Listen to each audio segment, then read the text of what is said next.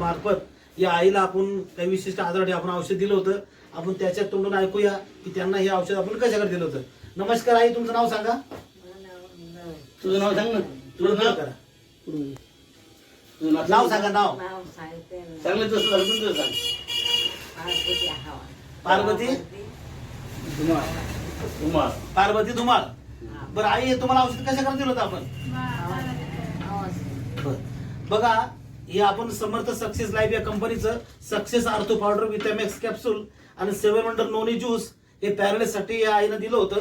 तर सरांना विचारूया आपण हे औषध त्यांना किती दिवस दिलं होतं आणि त्यांना काय रिझल्ट आला. सर, हे औषध घ्यायच्या अगोदर आईची कंडिशन कशी होती. कंडिशन ते झोपणच होते. हा, झोपून होते. दोन्हीकडून धरून चालू झोपून त्यांना हळूहळू स्वतःच काही बॅलन्स नव्हतं. आता आपण 16 सप्टेंबर पासून सुरू केलं तर ते आजपर्यंत चालू आहे.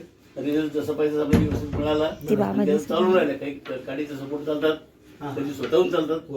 आता उठून इथपर्यंत स्वतः जातात. म्हणजे ह्या औषधीनं पहिले काढून सुद्धा चालता येत नव्हतं. नाही, आता काडी घेऊन चालतात, कधी कधी बिगर काढीचं सुद्धा चालतात.